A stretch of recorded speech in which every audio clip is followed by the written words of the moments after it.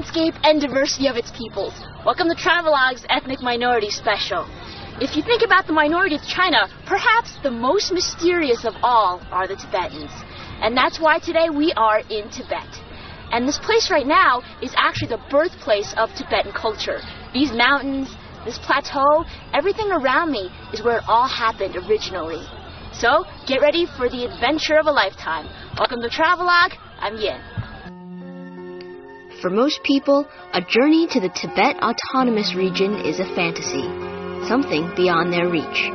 For others, it's a lifelong dream that may just come true. And yet for others, it's a mission that defines their very existence.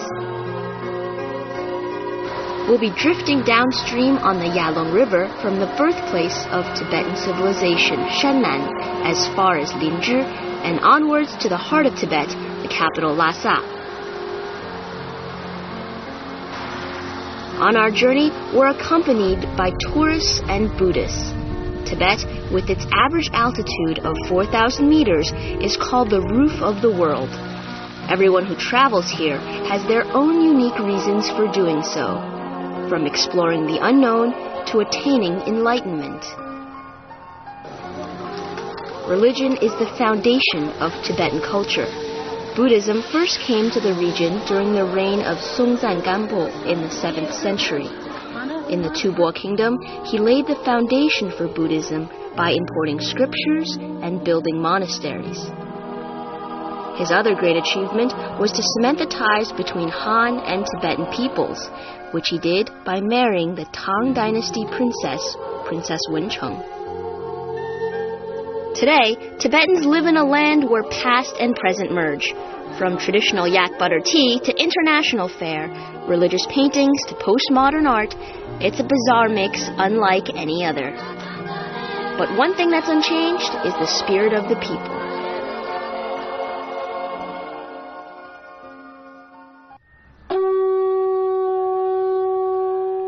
In Shannan, the birthplace of ancient Tibetan culture, there stands the first palace built by the first Tibetan king. That was in the 2nd century.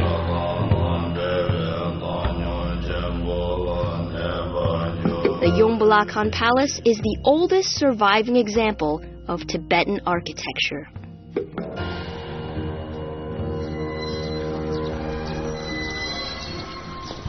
Wow, look at the crops over here. These were where the first Tibetans settled over 2,000 years ago. And you see, it's believed that they came here, had a Tibetan king, and built their first palace. Maybe that's why this area is so sacred.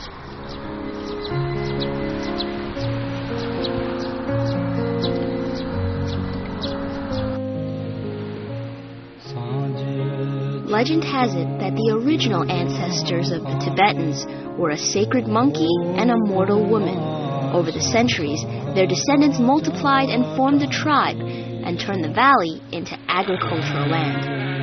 After the first king descended to earth from the heavens, he was followed a little later by the first sacred text, which fell on the roof of his palace.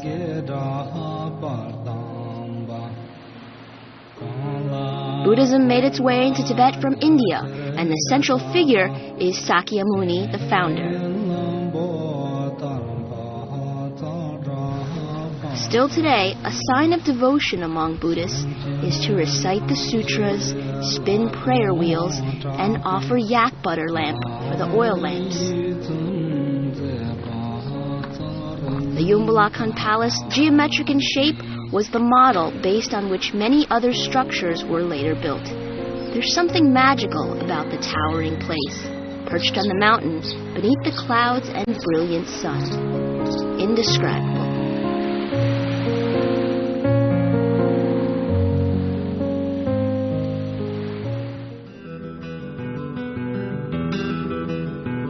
Tibetans live in an area with an extensive river system and vast lakes. Naturally, they have learned to use these waterways as a means of transport. By tradition, small boats made of animal hide were used to cross those rivers. Although today's boats are a bit more sophisticated, the journey is no less difficult. After about 20 minutes, I'd say, we're sort of stuck in the middle of the... Surprisingly, The river is only like this deep. Look at this guy. He's pushing us over because the sand is sort of stuck underneath. And we're sort of slowly gravitating this way and then hopefully get back onto the right path soon.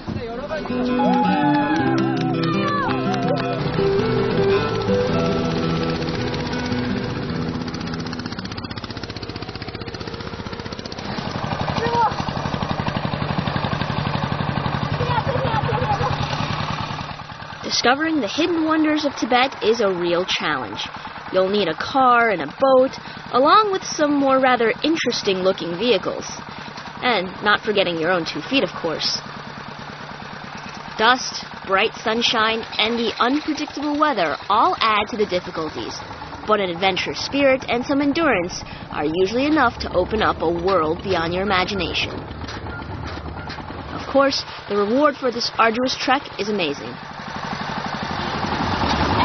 To get to this, this very old and traditional monastery, I think it's probably one of the most sacred journeys ever because it says that all Tibetans in their lifetime have to go to this temple during their lifetime at some point. And some go by, they go by horse, they go by foot, they go on this thing, and even they go prostrating. They bow down on the floor and they walk all the way there. So it's quite a journey.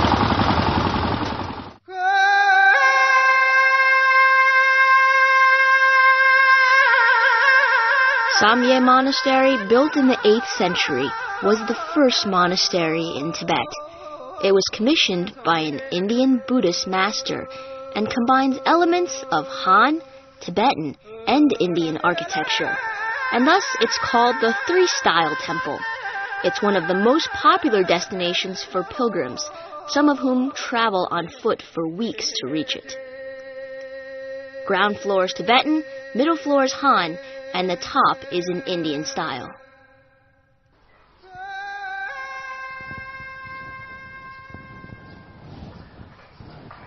Samye Monastery is particularly famous, mostly because of its grand scale and also its position as the oldest and earliest monastery containing all 3 religions. And you see, the name in English sort of translates into the unimaginable monastery. And that's because when it was first being built, it was unimaginable how huge this place was. And also, after it was being slowly constructed, it was being taken down by the demons every night.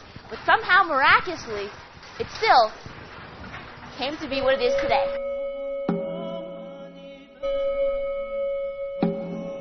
An air of mystery surrounds Samye Monastery, enhanced by its grandiose and complex design. It's supposed to replicate the universe as described in the sutras. 4 towers, each of different color, stand at the 4 angles of the main temple. They symbolize the 4 heavenly kings, who are said to protect and bless the monastery. The monastery's interior is large and colorful. It's a place where many monks come to study. But there's one room we're not allowed to see. It's where monks of the highest standing spend 3 years studying the scriptures, and they don't come out until their time is up. Food is delivered to them regularly. Here, the wall paintings are most informative. For instance, this one displays the rules of the monastery. They're quite particular about the types of shoes allowed inside, also the type of kettle used for carrying the water, and the rules for praying.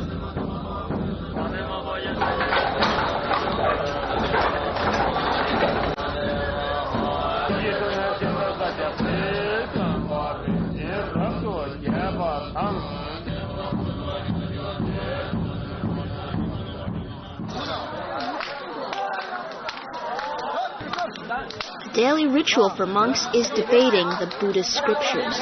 It's a way for the novices to learn. The debate also serves as a test by which a ranking can be drawn up of how much the monks have mastered the rules of the Buddha.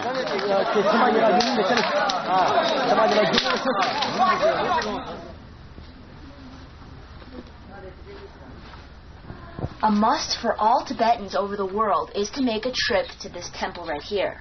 And if you come here, one thing you must do is pray in front of this door. You see, this door is supposed to be the gateway to heaven. And if you look inside this little hole here, you'll be able to see your future. We're going to take a look.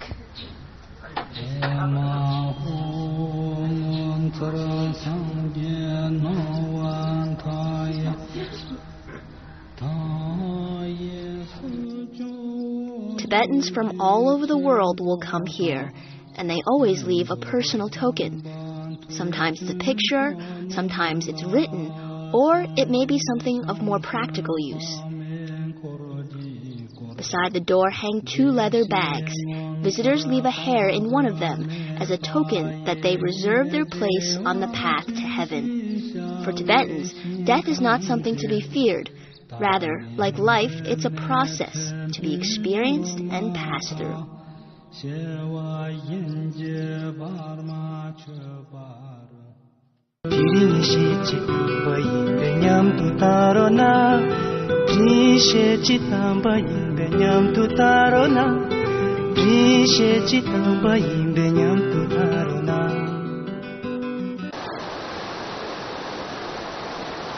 Next, we head to Linzhi in the southeast of Tibet, where the altitude is 3,000 meters, much lower.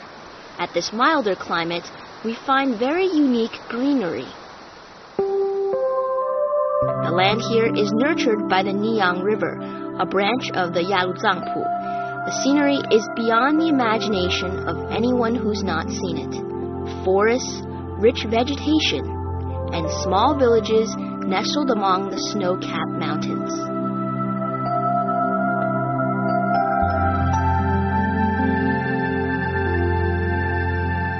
This is the rich southern Tibet.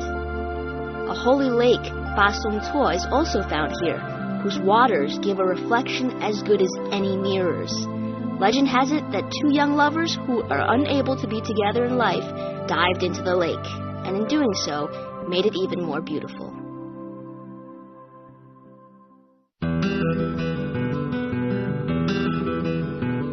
The area is also famous for its picturesque communities. I decided to visit Walnut Village, so named because of the walnut trees that surround it. It's just the place to get a glimpse of what Tibetan life is really like.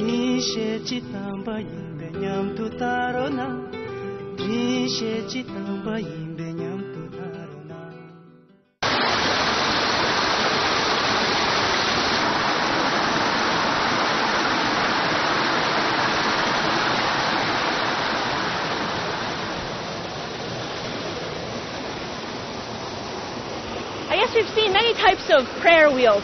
Those that are spun by the hand, those that are spun by the wind, and now we see one that is spun by water power. Wow. Each time it spins, it's like reading the scriptures. Spinning the prayer wheel is believed to spread spiritual blessing and well-being.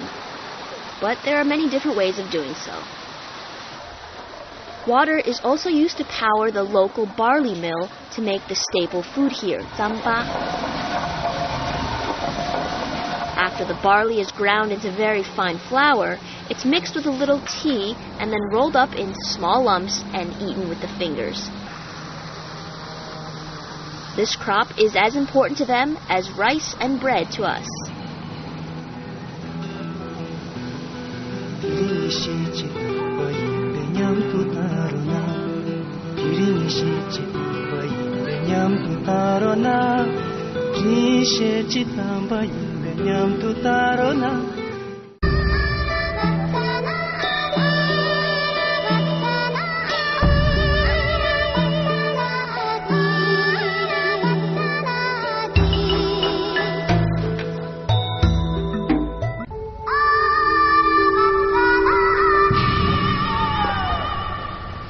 From Linzhi, we continue to Lhasa, the heart of Tibet, and for centuries, a destination by Buddhist pilgrims. Still today, people head there in droves, by bike, by road vehicle, and even on hands and feet. The journey can take weeks or even months. Incidentally, Lhasa in Tibet means place of God.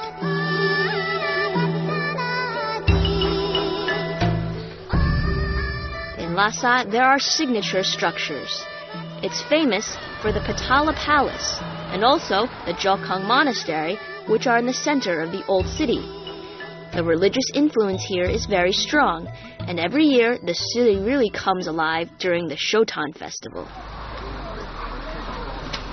I got up at 3 a.m. this morning in order to get in line for the festival. I climbed up the mountain for half an hour, and finally it's my turn to buy a ticket.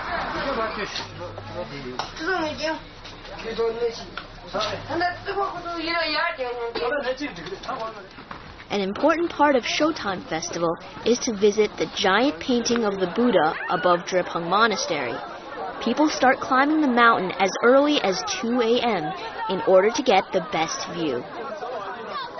Oh, hello, my name's Vincent, I'm from Holland. 안녕하세요, 저는 한국에서 왔습니다. On habite à Tokyo, au Japon. On a commencé notre trip et puis on est arrivé là, voilà. Et puis les étoiles, c'est super beau.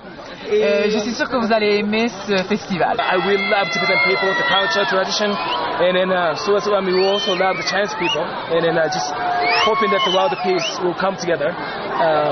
That's it. Thanks. Thank you so much. Yeah.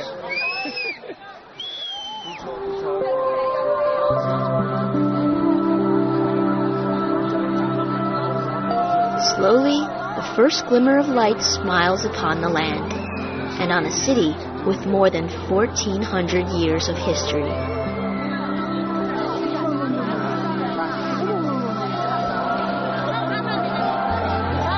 Songtsen Gampo moved his capital to Lhasa from Shannan in the 7th century.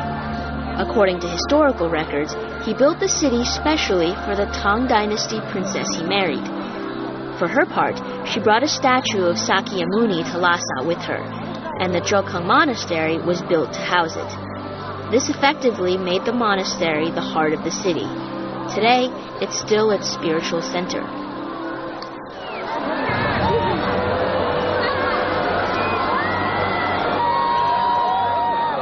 But now, near Drepung Monastery, we are soon enveloped in mulberry smoke, as well as the sound of horns and of scriptures being recited. A group of lamas, over 100 of them, are pulling the 30-meter painting up to the platform.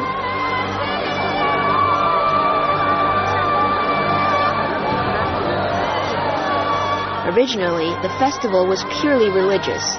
Monks would spend weeks in retreat. When they emerged, it was the custom for commoners to give them yogurt. Hence the festival's name Shotan, meaning yogurt.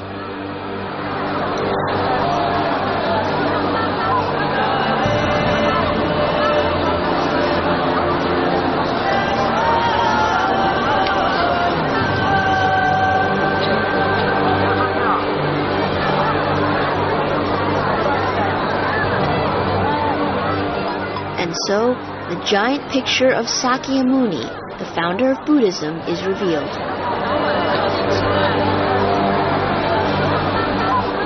For Tibetans, this is the cornerstone of their religion, and they will offer hada, a silk white cloth, a symbol of purity and devotion, and walk around the mountain, hoping to be blessed. The painting of the Buddha is shown only once every year. For all Tibetans, this is a magical moment, a connection that can't ever fully be explained, but can be felt rooted in their hearts. In the afternoon, the activities move to Lobulinka. Tibetans are traditionally a nomadic and herding people, and thus many families will camp out here for a few days, getting back to their roots. Here, they chat with friends, enjoy some yogurt, and watch the traditional opera. Living in tents is a must.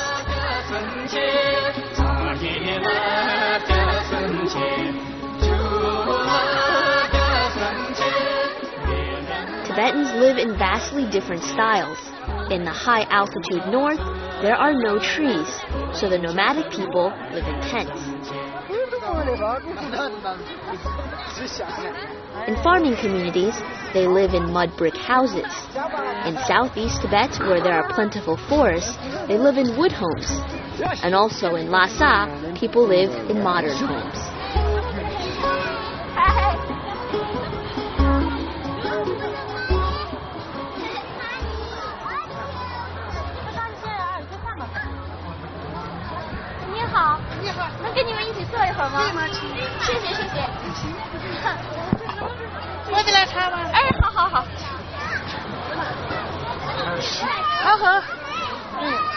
Very rich. It's yak butter, tea.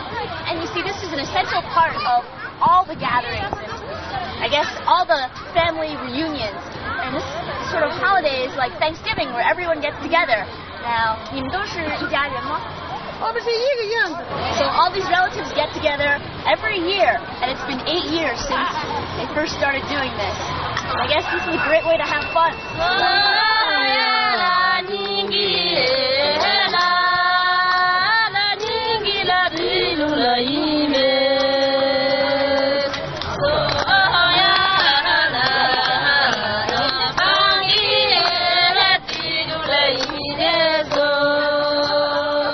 Families sing songs that tell stories of their past. And on this festive occasion, Tibetans dressed in their best will gather together and watch a Tibetan opera, which is based on Buddhist teachings and Tibetan history. It's so important to their culture that the name for Shotan Festival is also Tibetan Opera Festival.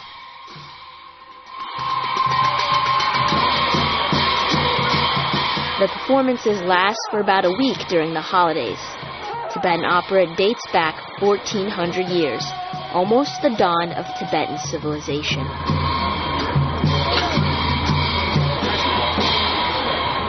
It's a combination of dance, chants, songs, and masks.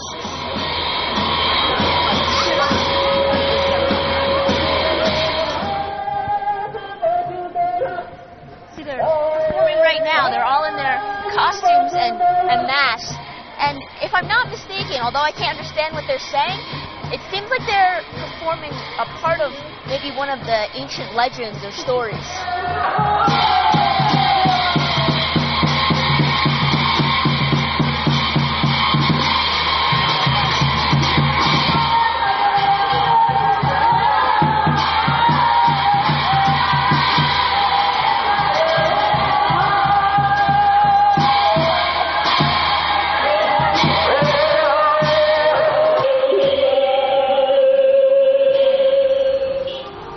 To an outsider, Tibet can seem inscrutable and rather distant. However, its mystery and beauty never fail to leave an indelible impression on those daring enough to come and look. And there we have it. That is Tibet, the place where modernity and the tradition blend together, a mix of past and present.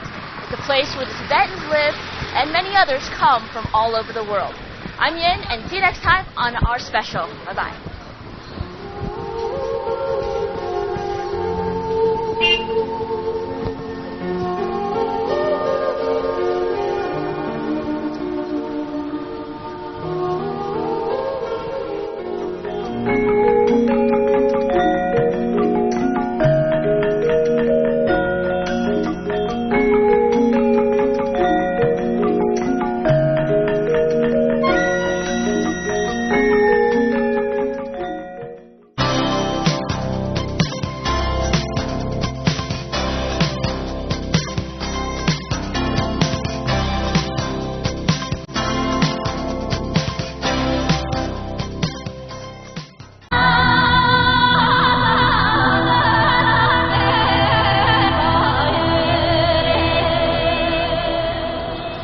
Of its landscape and diversity of its peoples. Welcome to TRAVELOGUE's Ethnic Minority Special.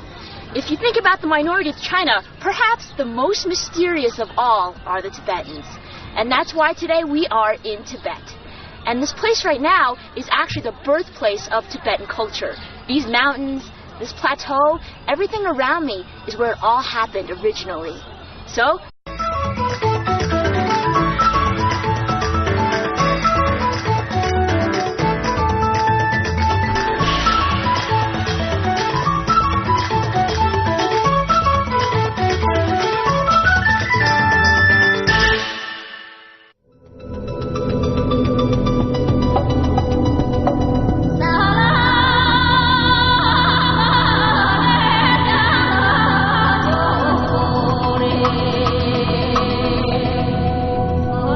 region during the reign of Songzan Ganpo in the 7th century. In the Tubo Kingdom, he laid the foundation for Buddhism by importing scriptures and building monasteries. His other great achievement was to cement the ties between Han and Tibetan peoples, which he did by marrying the Tang Dynasty princess, Princess Wencheng. Today, Tibetans live in a land where past and present merge, from traditional yak butter tea to international fare, roots to the heart of Tibet, the capital Lhasa. On our journey, we're accompanied by tourists and Buddhists. Tibet, with its average altitude of 4,000 meters, is called the roof of the world.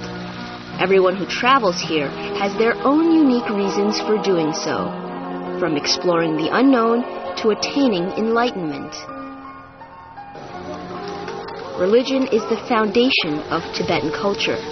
Buddhism first came to the region. Get ready for the adventure of a lifetime. Welcome to Travelogue. I'm Yin. For most people, a journey to the Tibet Autonomous Region is a fantasy, something beyond their reach.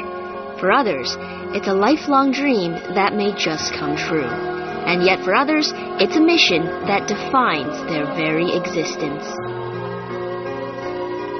We'll be drifting downstream on the Yalong River from the birthplace of Tibetan civilization, Shannan, as far as Linzhi, and onward